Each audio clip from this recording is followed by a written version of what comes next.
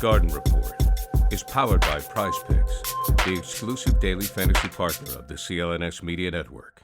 Hey, Bobby Manning here. Welcome to a studio edition of the Garden Report. I'm Bobby Manning, and she is Noah Dalzell, and we're here in Indiana because what better place to do it than the field house? After a game like that, we just had to jump into the full-scale pod. The Celtics are going to have availability tomorrow, and we'll be checking out what Indiana has to offer here. The arena's awesome. I love it here, so we're doing it here. But the crowd wasn't great, I thought. So let's start with the crowd. Weird vibe in that we get here early. There's a lot of green. We've seen it all year, and it's like, ooh, is this about to be a Celtics takeover?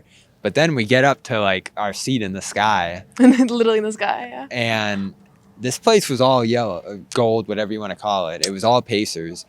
But I don't know if it was nervous or there wasn't a belief in the crowd or they were just not feeling it tonight because there was like excitement when they went on runs, but the place wasn't rocking. No. There wasn't like a strong sense that like, ooh, we're in this series with the Celtics. That's what it felt like. And then, of course, the dread comes late with the big run the Celtics went on to win it. No, I thought so. 3 series is on the road so far: Miami, Cleveland, and Indianapolis. Cleveland by far was the best crowd as far as just like engagement in the place. I know they had a lot of pumping noises too, which was annoying and it was really annoying. Yeah, but that place was going crazy, and they were not really in it for those games. Here tonight, and this is my second time in this arena this year because I was here for the regular season game 2 that they won. The Pacers won. Even when they pulled off that game, I felt like there was like a lack of energy in the building for that. And here tonight, I didn't, Tatum said it was electric post game. I was like, I didn't really think it was electric. Maybe we were just so high up and we couldn't feel it. We were so removed from the crowd. I've never been that far. That's true. Up. We were really high. I was zooming in on 9 times and I still couldn't see anything. Yeah. So it was a weird environment. Celtics certainly took advantage of it by staying in the game throughout some and Pacers no Halliburton runs. Too. It's like I feel like it's kind of sucks the life out of a fan base that their franchise player is like out for the series. Probably. Yeah, that adds to it certainly. The fact that they're not going to be able to get back into this, and think of what Monday's going to be like down 3-0 without Halliburton probably. We hit on where the series is at this point, but Game 3 gave us a lot of opportunity. And I guess while we're talking about the crowd, if you do want tickets to Game 4, check out our official ticket partner here, Game Time, with great deals up to and after tip-off. And if the Pacers fans are giving up on this series and you're a Celtics fan here in Indy, you might be able to get in the building for a nice price. Certainly better than a Game 5. What I do with Game Time every time is you go to the arena and then you buy the ticket. Okay. And so you're already there. You get to the door. That's why I went to Game 7 Eastern Conference Finals last year. I was at North Station, Game Time. All right. Bought the tickets. That's the way to do it. And use the code CLNS and you'll get $20 off. I didn't know about the code. I would have. That purchase. Terms apply. So Game 4, whether it's a sweep or not, Game 3, I think, instilled a lot of belief in both of us. I don't know if you came to the decision tonight that they're going to win the championship, but I did with a game like this. And, it's a little bit of Game 1 too, right? Yeah. And just taking care of business to the degree they did in this series while missing some guys, while Jrue's sick tonight, while things aren't going their way. But I know the big thing for you was crunch time here, the ability they showed in Games 1 and 3, especially here, to execute offensively in crunch time, defend at the level they need to, and grind out a close game. Because that, I think, more than anything, was the question around this team all year. Can they get it done in close, late games? And they just haven't had opportunities this postseason up until now. Yeah, I mean, that's 3 crunch time wins so far in this postseason. They're 3-0 in those games, right? And during the season, there was their fair share of struggles, but there was also this understanding that they were coming into their own as a team. Joe doesn't like to talk about the end of games mattering more than like the third quarter or the second quarter, right? But they've been clutch in defensively in crunch time. Like that is a thing. And I asked him about it at practice this week, and he was like, yeah, but like defense is kind of the whole game. Like we think about all those stretches the same.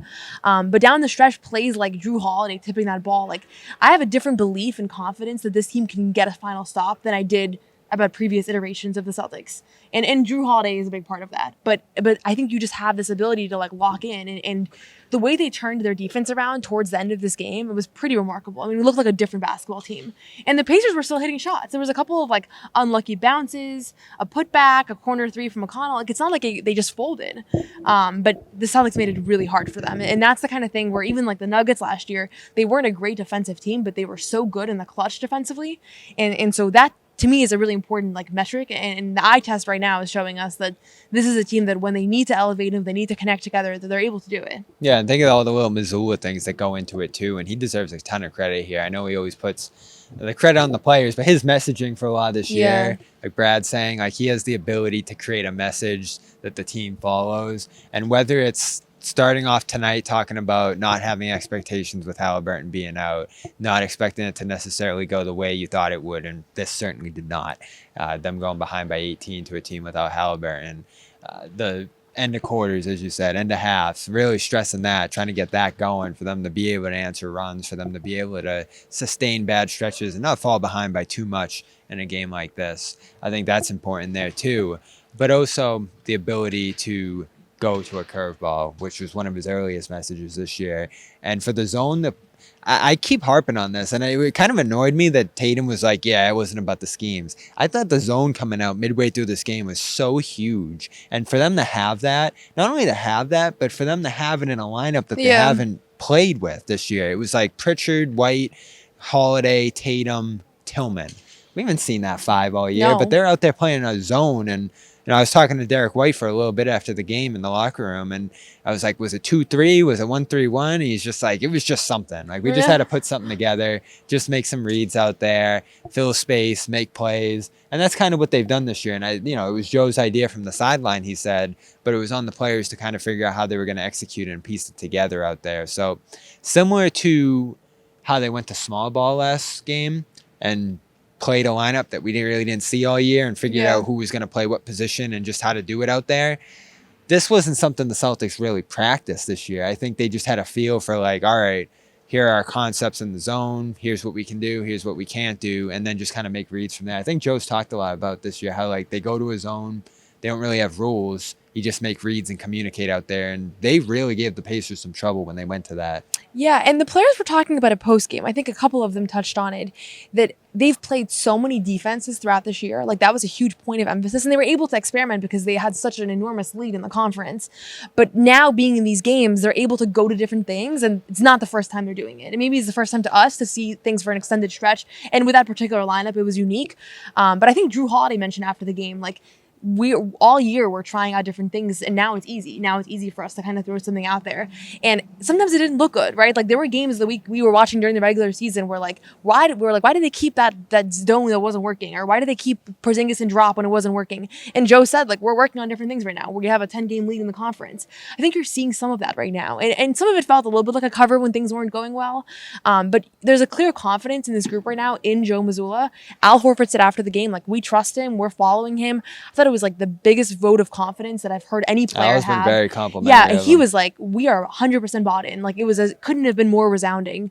And you saw tonight, like, the way that they were able to shift through different schemes and really throw the Pacers off and play really hard. Like, I don't think Tatum was wrong when he said that at the end of the day, they had to play harder than the Pacers. They weren't in the first half, and down the stretch, I think they were. And so as we shuffle through our doubts, I think our first doubt was Denver, right? Yeah. Like, Denver being there. Denver being out. Being the champion, like that to both of us, I think, made us doubt that the Celtics were actually going to get this done. So they go out, Celtics emerge as the favorite, but you still have that crunch time question. So you check that box here with the first 3 times you've seen it. I think you had a little bit of a coaching question to some degree, because I still had my questions with Joe. Yeah. Tonight, I was going crazy about the things they were doing out here. Like, that first half was horrible. And it's like, all right, you're sitting back, you're playing passive defensively, you're not putting pressure on their 2-point shooters because you want to just take away the 3. The Pacers started this game taking 27 twos and 3 threes. So it was like, great, you're taking away the 3s from them, but they're just hammering you from 2. And are you just going to sit back and let that happen because you don't want them shooting 3s? So I'm up there, like, again, way up in the sky, like, really, like, this is it feels like you're just going to an extreme here if you're him. But then you throw in the wrinkle, you adjust defensively like we just talked about, and then you get the 2-pointers coming back to earth there in the third. In the fourth, the Pacers shot terribly from 2. I don't have the number right in front of me, but it's just X's all over the shot clock if you go and look at it. So it worked. And so I look at the coaching out of this game, and I'm like, all right, it's there. And he's going up against a good coach in Carlisle. Oh, yeah. And it's like, very experienced coach. Carlisle has made these two big mistakes at the end of games, not advancing the ball in game one before the turnover. In this game, Nemhard's running the length of the floor frantically. They have the timeout to maybe draw something up, but they just let him go, and he tosses up a miss. I thought they ran a good play, actually, out of the free throws to get Neesmith to look in the corner. And he certainly has the Pacers playing at a high level. But Joe's been the better coach in this series, without a doubt. Yeah, I mean, honestly, I find it so hard for us to evaluate who's out-coaching who in a series because we're seeing, like, such a limited portion of it. I see this all the time. People are like, he out-coached him in this series and he out-coached him. And I'm like, I don't know. Well, even if you don't feel that way, he's at least been on par with a guy who's coached 2,000 games. Coaching does not look like it's been a liability whatsoever in the series. And that has not been the case for last year's playoff runs, where it did feel like he was getting out-coached at times. Right, and he's gone against Spoelstra now, Bickerstaff. It was a good training run for him. Yeah. I can't believe he got fired. I thought he did a good job there. I loved him in the pressers. He was very illuminating. So 3 challenges here on the opposite sideline, and he's passing that. And so we get to the final one here. Final question, can this team win a championship? And it was Tatum. The biggest one probably, right? Because your best player, more often than not, has to be the best player in the series, or at least someone on your side has to be the best player in the series for you to win a series. And so far, Brown's been great in the series, but Tatum's been excellent. And tonight, reached his height, got going early, made good decisions, and of course capped it off with the pass to Horford that put them in prime position to win this game. And they needed that. They needed that badly. And I like the way you broke it down, right? Showing his process, saw Turner in the post, so he knows Horford's open, and he gets the behind-the-back pass to him. And again, Horford just out of this world in this game. But Tatum's finally breaking out of that slump. I know your point of the crunch time is something that's like really stealing your faith in this team doing it. Tatum working through the struggles, the noise, the criticism, and coming out the other side, scoring at this level, but also still playing the right way. You get both of those things in this game. That, to me, is like, all right, he's ready for this. Because he might not go into the finals and outduel Luka. If it's Edwards, maybe Edwards is putting up bigger scoring nights than him. I don't think so. Probably not. I mean, we might not even see Edwards there at this point, the way that's looking. That's true. But let's just say that happens. I still have faith in Tatum being able to sustain a cold spell. The three-point shooting's still not quite there for him, but in this series, the rim's there, and he's taking it again and again and again, using free throws to break up the pace of this game a little bit.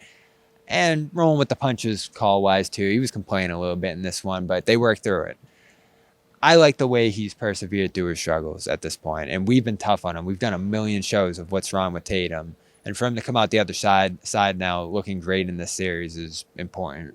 Yeah, I just want to say it for the record. I don't think there was ever any reason to worry about him because... A little bit. I don't think so because I think that the shooting struggles have been enormous. Like he was playing at a level that made you wonder, like, is he going to be able to get them there? But here's the thing, though, is that I think he was able to let go and let other guys have their shine in this entire postseason run. Like, first series, Derek White had it going. He had huge scoring nights. He had a 38-point, 36-point game, right? Jaylen Brown has had his huge nights. And Tatum was able to, kind of shift into this like almost role player role at times to us, statistically.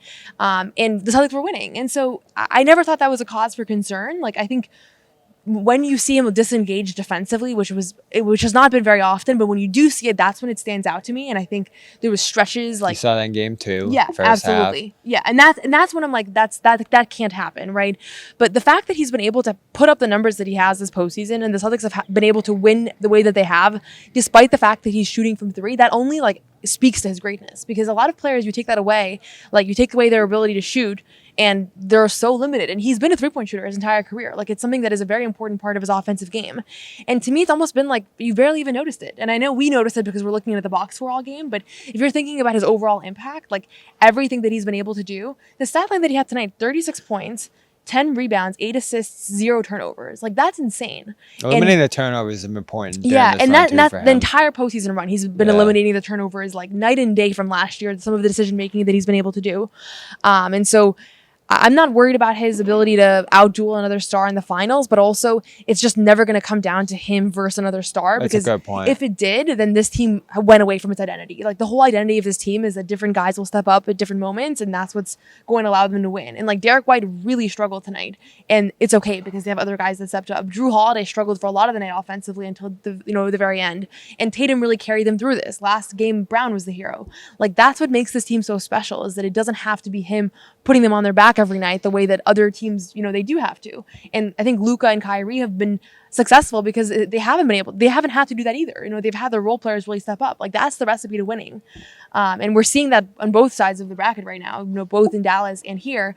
But yeah, I thought Tatum was just spectacular tonight. And honestly, he's been good for the last couple of games here, just overall, just playmaking, making the right decisions, and kind of empowering his teammates. It's been a good point too, because if he was playing this poorly, shooting this poorly, and it was dependent on him or Right. fully dependent on his scoring in particular, they wouldn't be 11-2 at this point.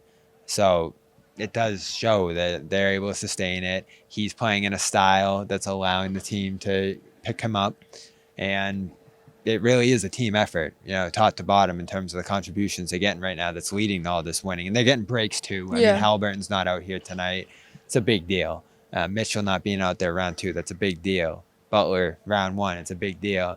But you take advantage of these breaks, and you could certainly have letdowns too, and they almost did tonight with Halliburton not out there, and they were able to correct that midway through the game. So that impressive in itself. Like I'm just impressed with the win tonight. It really was impressive, and Tatum's performance impressive here too. If you're picking more than him on Prize Picks, you're finally feeling good about it. And I've started going that direction now too. I was going less. Early in the playoffs, you see the tide turning into this round. I'm going more. And, they have him at like 30 points for a lot of these games. And I'm still going more. 36 tonight. He goes for more. And if you had him with, let's say, more Horford, you're a winner tonight. And that's been a big one Joe Sway has loved for a lot of this run. And Horford continues to come through. You just pick 2 players, pick more or less on their stat projections, and you're off. It's our official daily fantasy sports partner, Prize Picks. Use the code CLNS for a 100% matching bonus up to $100 right now over at prizepicks.com/CLNS. Just pick 2 players, pick more or less on their stat projections, and you're off. It's that easy. prizepicks.com/CLNS. So by the time this rolls out tomorrow, could have a 3-0 series out west as well. I'm not ruling that Minnesota team out yet. I think that series just has so many different directions to go in yet. If Dallas ends up sweeping, I'll be stunned as I was about this series going toward a sweep. But Edwards has played poorly. You get that back-breaking Luka Doncic moment in Game 2, and they're in position right now. And so we're on a real collision course. Just 2 more Mavericks wins, 1 Celtic win, and we're talking about Dallas-Boston as the Who would have finals. thought? Like literally nobody had that. I as didn't their give that matchup. any consideration. It could have been the Grant Williams Bowl. Instead, his trade kind of sets Dallas up to make this run. And I'm conflicted, right? Because, we're not going to go on too deep of a dive right now, but it is a matchup that could give the Celtics some trouble. And you certainly have that star at the point of attack in Luka, who's going to be the best player in the series here. So a lot of the stuff we talk about here, can you win close games against a team like that with Luka doing that kind of stuff in the clutch?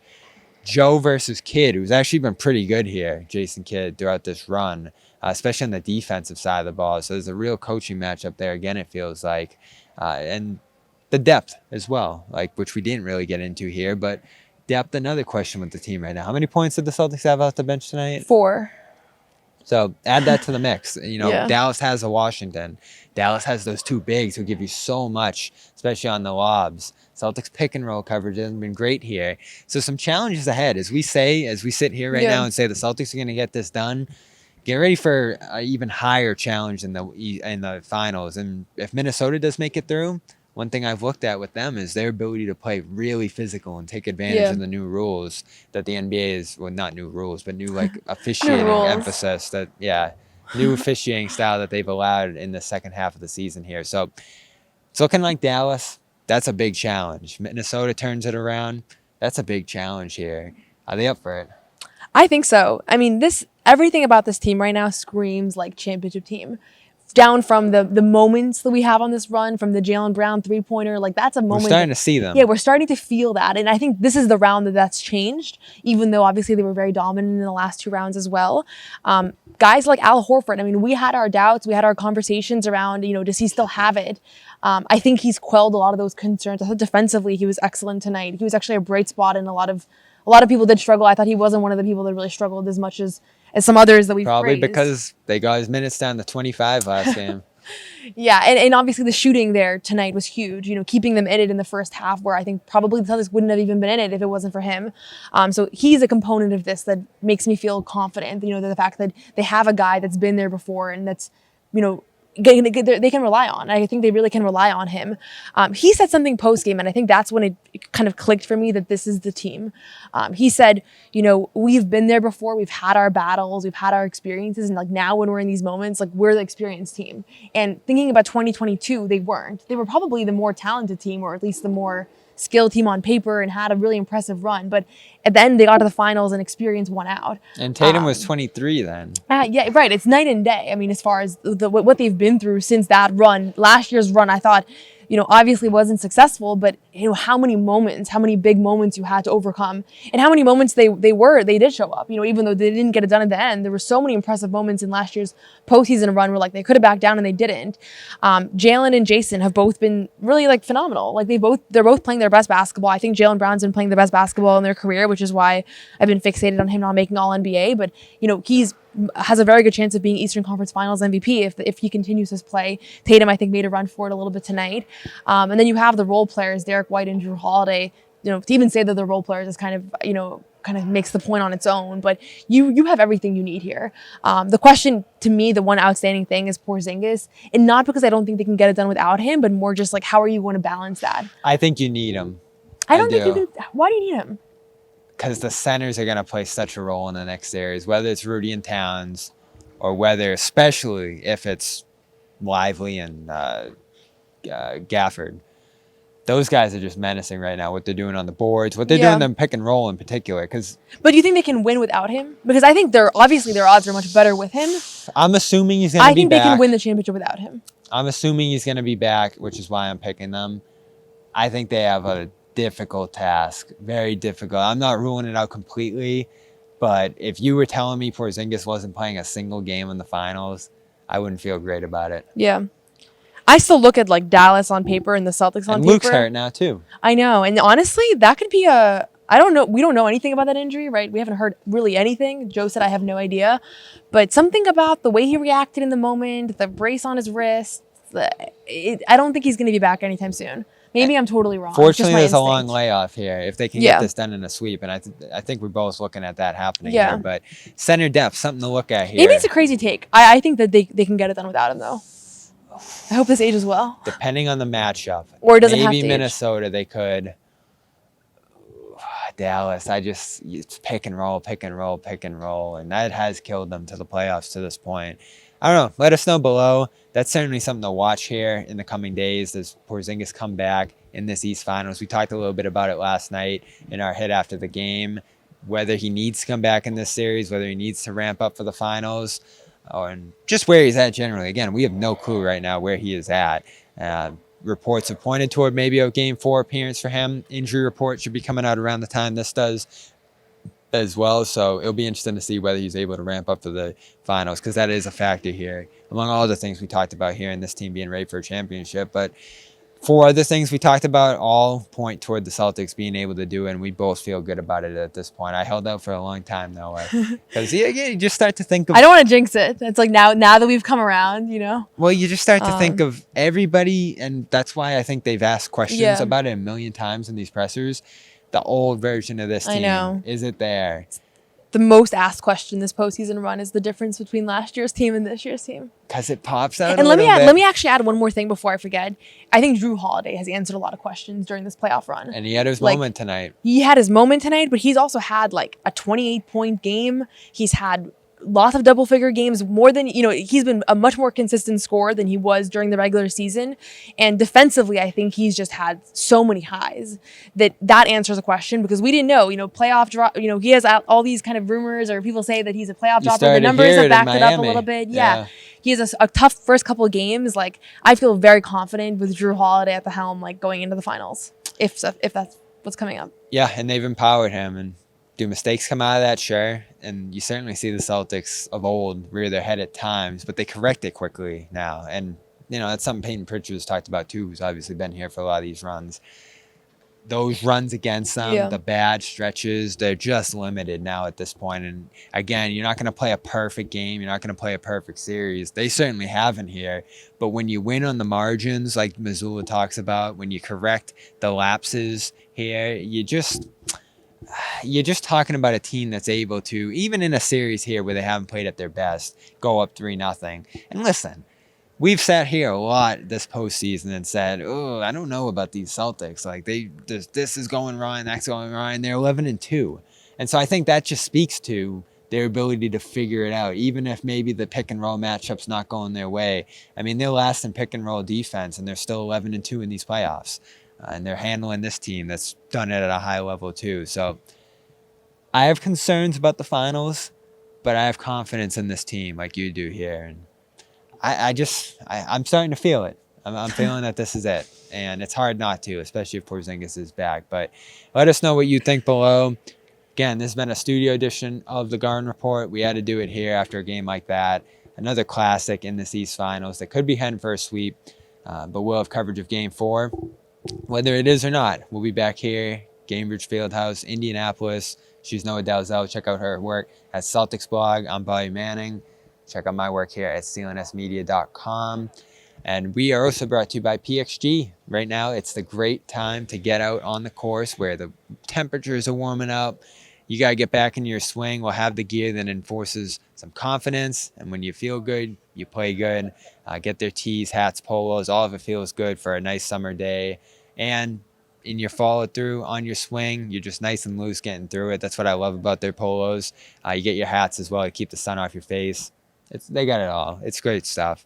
Go to pxg.com/garden report and get a discount on your purchase over there. Even if you just want to wear it out and about, I think it's good stuff for that too. So that's PXG. And this has been, again, a studio edition of the Garden Report. We'll be back, win or lose, in the studio in Boston next week. Maybe previewing an NBA Finals series. Maybe talking about a series that creeps a little bit longer than we want. But it feels like they're finals bound at this point. Again, for this whole episode feels like a jinx. Can we put on anti-jinx out there? They're different. I think them being different prevents the jinx here. But again, let us know what you think below. I think we shared a lot of confidence here. If anyone still has some skepticism or any reasons why, let us know, because valid for sharing it. But that's it for us here in Indiana. We'll see you for Game 4, Monday night here, back at Gainbridge Fieldhouse. Hey, Bobby Manning here. If you made it this far, you probably enjoyed this video, so subscribe, turn on notifications, and check out our social media platforms at Celtics CLNS.